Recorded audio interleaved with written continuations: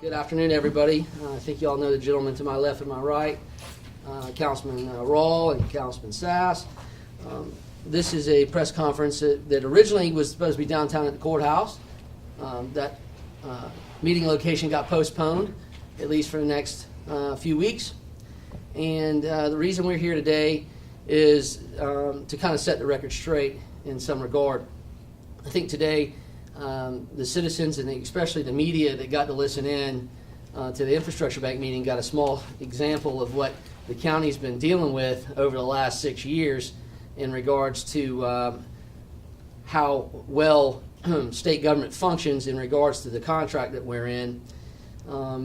Their resolution, which they passed in December, which they went back and extended. They didn't extend the May one. They went ahead and extended the December one because they said that it was what laid the groundwork for the December or for the May resolution. Said that they must develop, approve, and implement. The Infrastructure Bank, not the county, but the Infrastructure Bank must develop, approve, and implement a plan to deal with this contract.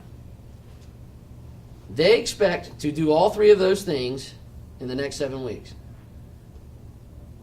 So far, they haven't been able to do it in 60 days. We met with them on June the 7th.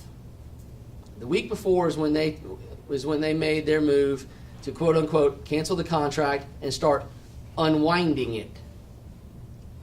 The bank board instructed their staff to meet with the county to try to figure out a resolution to unwinding this contract. We met with them on June 7th, very quickly after that, here in this building. We laid out the terms that we thought would be satisfy the county, which was for them to honor the terms of their contract.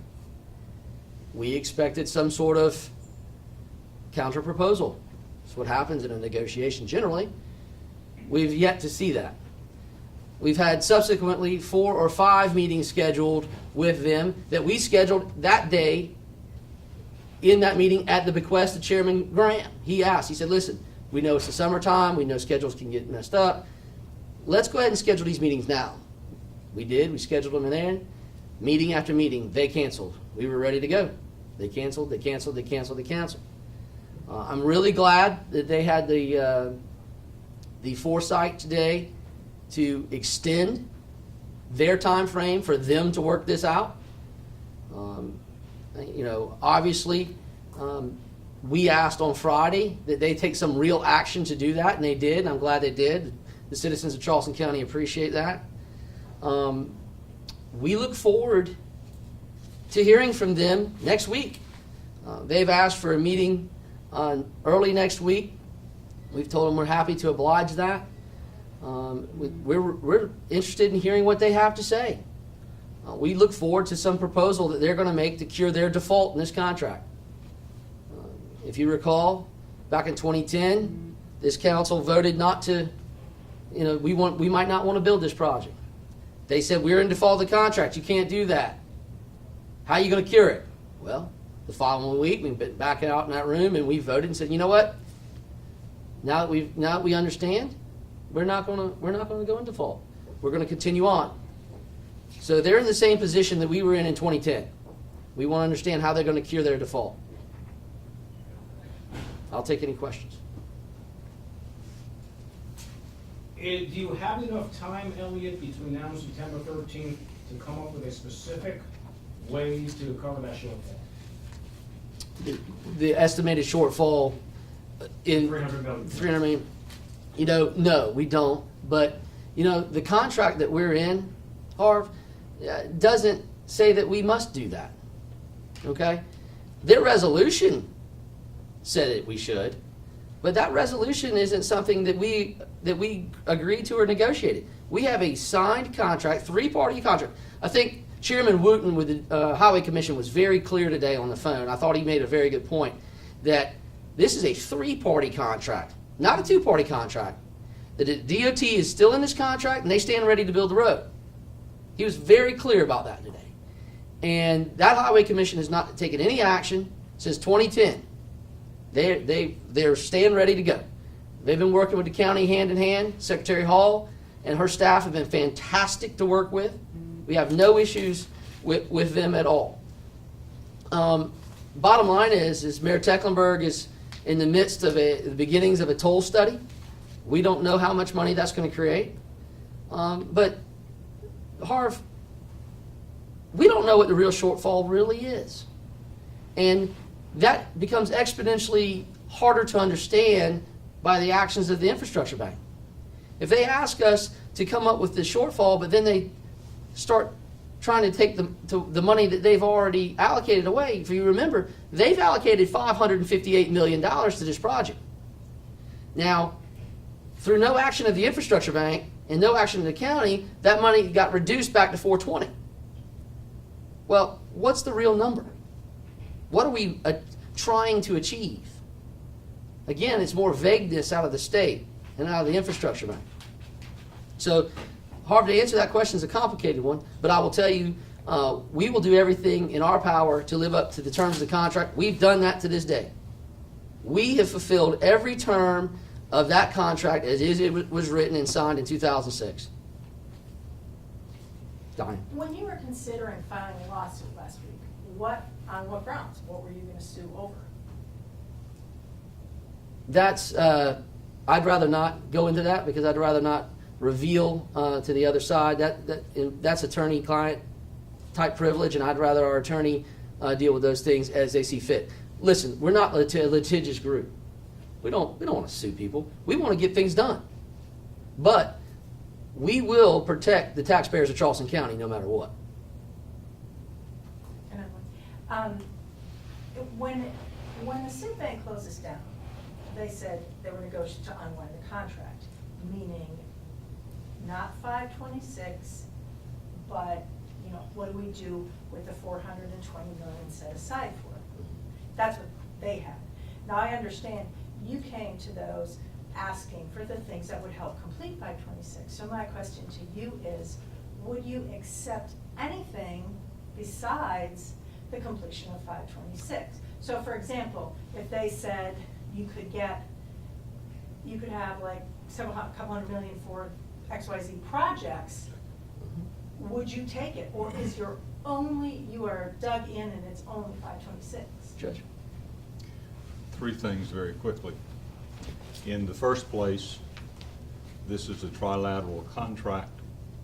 In the second place, the $420 million was allocated to a specific project for a specific purpose. And in the third place, if they make us an offer, we'll be glad to entertain it. They have not made one so far. So what if they vote to unwind the contract on September 13th? What will the next step be? Whatever action is necessary to protect the taxpayers of Charleston County. Couldn't say it any better. It's always nice having a former judge, Stanley. And unwind, a lot of people don't understand what unwind means. Can you explain in plain English for the viewers? They don't understand what that means. Go ahead. To unwind a contract means that both sides have agreed the contract is no longer viable, and whatever steps have been taken in order to make the contract viable and to deal with the terms of the contract, both sides get together and unwind it, meaning any monies paid, any purchases, any product, any commodities, any land, any money left over, any outstanding contractual obligations. That's an unwinding. But unwinding is never a unilateral function. I think Harv and Diane, but to both of your points, I think this is what we're seeing here, and pardon the pun, is the infrastructure bank has gotten out of its lane of traffic. Charleston County government has a role in this contract, the SCDOT has a role in the contract, and the infrastructure bank has a role in this contract. Our role was to sponsor and match a grant agreement with the infrastructure bank. The DOT's role was to permit, design, and build and construct a project. The SIB's role was to take the grant agreement and administer the grant agreement to match our $117 million. That's it. Okay? What the SIB has now taken on is this air of a policy type committee. The South Carolina Infrastructure Bank was not created to supersede and overstep the authority of the South Carolina Highway Commission. It is the South Carolina Highway Commission and SEDOT's job to determine what roads should be built in this community, not the SIBs. And what they have started doing through this process is try to usurp the Highway Commission's authority. They are simply a financing arm. That's it. Representative Limehouse has stated that over and over and over again. He's the one that wrote the legislation that created the Infrastructure Bank. The Infrastructure Bank did not determine how or why the Arthur Avenel Bridge should be built, or 385, or Highway 31. They simply placed the money. That's it. And what they're doing now oversteps what they've been chartered to do. There was a lot of, it seemed like there was a lot of confusion and maybe chaos, but maybe isn't the right word, with council at its last meeting. How did today's developments change the attitudes of the council members, and can the council find unity in this project? Listen, I think, well, it is. And here's, I got off the phone with Ms. Condon a few minutes ago. She's up at the DNC in Philadelphia. She said, what's going on? And I said, let me explain to you what's happening. Whether you agree or disagree, whether any council members on Charleston County Council agree or disagree, or in the community for that fact, whether or not 526 should be completed or not, everyone agrees that the county has been mistreated. We have been treated unfairly in this process. I don't care if you agree or disagree with how the road should be completed, the way and manner in which we have been treated, the political manner in which this money has been used as a football, the political football, is wrong. I believe it was the impetus that created the legislation that was created to change how the Infrastructure Bank was regulated. If you recall, the Infrastructure Bank is now under the Highway Commission. Their decisions have to be affirmed by the Commission. So I think that every community in this state has watched how the county has been treated. There's been not another county in this state has put the money on state-owned roads as we have. $581 million that Charleston County taxpayers in the last 10 years have paid to resurface, widen, and fix state-owned roads in this county. Not another county has done that. And quite honestly, when you have 3 parties to a contract, 2 of the parties have fulfilled their obligations, us and the DOT, and the other party has not, and then they decide that they want to take their ball and go home, that's not the way contracts are supposed to be done. That's not the way government's supposed to treat each other. That's not the way the taxpayers of this county deserve to be treated. And every member of county council believes we've not been treated fairly, whether they believe this road should be finished or not. So to make clear, you're against unwinding this contract totally, right? Absolutely. We have a contract. They need to live up to their end of the deal. That said, do you believe that the council will be able to come together now and come to some type of an agreement in terms of what to do with this money, how to use this money, whether it's going forward with 526 or using it for other projects? In the first place, we have no authority whatsoever, nor instructions, nor ability to utilize the infrastructure bank money for anything other than 526. That's been a misnomer and a mislocation and a bad lead that's been published, republished, regurgitated, and regurgitated in Charleston County for at least 6 years. That money is not available for anything other than 526. If 526 shuts down for any reason whatsoever, whether it's by agreement, whether it's by breach of contract, whether it's by unwinding the contract with the consent of all 3 parties, there's no guarantee that we will receive 1 dime of that $420 million. So please, for once and for all, disabuse yourself of contemplating that we have money that can be used on projects other than 526. Please. It's not an option. I haven't reported it. I know it's been talked about in the past. Sure. Other options.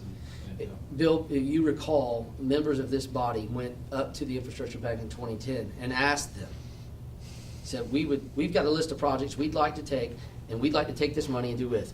they would not even recognize them from the floor. They said the contract stands as it is. This is the SIB's words. This is the SIB's legal opinion. All we're doing is operating within the contract and their advice. So, you understand that you want you want them to complete the contract, pay for the road, whatever it takes, and build it. But there's the meeting on, now that was set up on September 13th. Okay. And so, is it you're giving them till then, and then you'll take some action if they continue on the road they're on? What's next? Please understand, we don't do anything. They have unilaterally made decisions that they have to unwind our contract between us, Highway Department, and SIB Bank.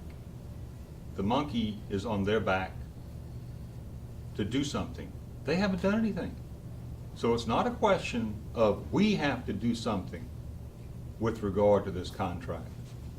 It's what are they going to do to respond to our offer to try to resolve the dispute. We've made ourselves available. We continue to make ourselves available to listen to any and all So you'll proposals. continue to listen to offers because, you know, If they're- if you'll they'll give continue us to one. listen to it. It's not a Yeah. continuation. We've yet to receive an offer.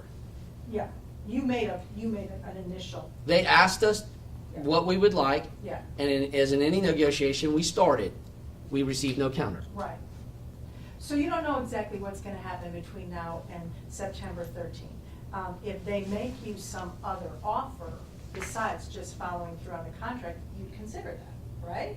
It's a negotiation. You Yeah. consider all offers and Sure. counter offers in a good faith in negotiation. Okay, so all we know is that there's a meeting on the 13th, and we don't know what's gonna happen.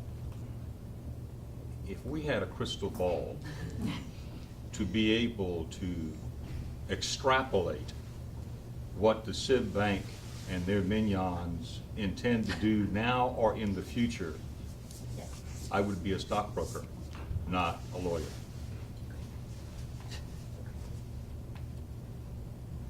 With today's developments, what does this mean now for the half-cent sales tax?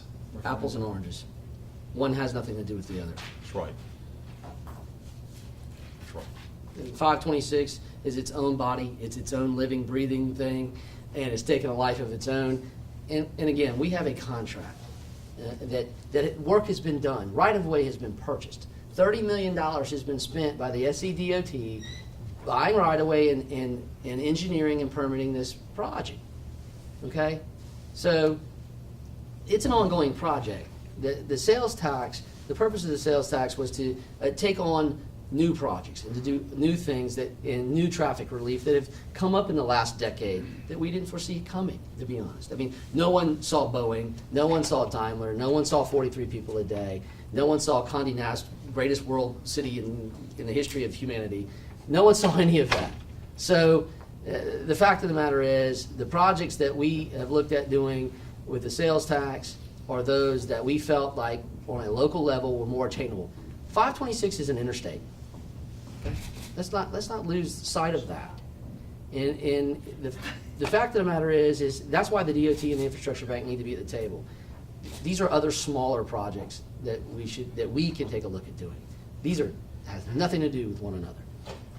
This is our attempt to flesh out what was originally to be 1 cent, but became a half-cent sales tax in 2004. This is the second half-cent. If you will look at the original documentation, we are contemplating purchase and/or leasing and/or dealing with green space. We are talking about mass transportation, i.e. CARTA.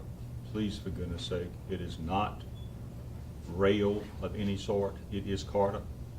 And the balance left over are to fix the road structure and to improve the capability of the road structure that is basically a direct result of our success. We are the victims of our own success economically. We have created a lot of jobs, we've got a lot of industry, we've got people moving in here like it's no tomorrow. We do not have affordable housing within 25 miles of where anybody works. So this is an attempt to deal with that conundrum. the half-cent sales tax was never designed, nor is it contemplated, to be the panacea for 526. And not to mention, it's also an attempt to right the wrong of the gas tax. The fact of the matter is, we are the economic engine of South Carolina. Now, our friends in the upstate think we're arrogant down here, and maybe we are a little bit. But the bottom line is, we got a world-class port, we have Boeing, we have Daimler. 100% of all port-related traffic problems, rail and transportation, trucks, what have you, 100% of it happens in this county. But 80% of the jobs created by the Port of Charleston are housed in Greenville, Spartanburg, and Anderson County. They have to get there somehow, which means they have to use our roads and our rail and clog up and create pollution in our community to get there. Therefore, we should be receiving a large portion of money to make sure that commerce can flow correctly through this county, and we do not. I think it was yesterday's paper. We had the lowest price per gallon of gasoline in the country yesterday. Listen, no one likes spending a whole lot of money. No one likes taxes. But the bottom line is, out of $4 billion over the next 10 years that the legislature chose to spend, 75 million of it got spent in the low country. Not Charleston County, but the low country. And we've got bigger problems than that. If you look at the things that we need to do down here, widening Highway 41, widening Main Road, fixing 17 in Maine, Dorchester Road, Highway 78, you're talking about $600, $700 million of road improvements that need to occur in this community just to keep things at an okay basis. None of those things we mentioned before, Boeing, Daimler, and all that, they didn't create the problem. International Boulevard and I-526 was a problem before the 8,000 employees at Boeing. Okay? I-26 and 526 was a problem way before that. That interchange has been a problem for a decade. And we have to do more to get cars off I-26 in the morning and in the evening. We have to do more at Main and 17. We saw what happened in October when the floods came. The entire west side of this county gridlocked. West Ashley, the entire side stopped because of one intersection. It's a shame when we live in the finest city in the world, and a rain event makes us look like we live in Beirut or some other third world country. It's terrible. And we're taking the bull by the horns, or we're attempting to, and trying to be the captains of our own destiny and decide what we think is the right road priorities down here.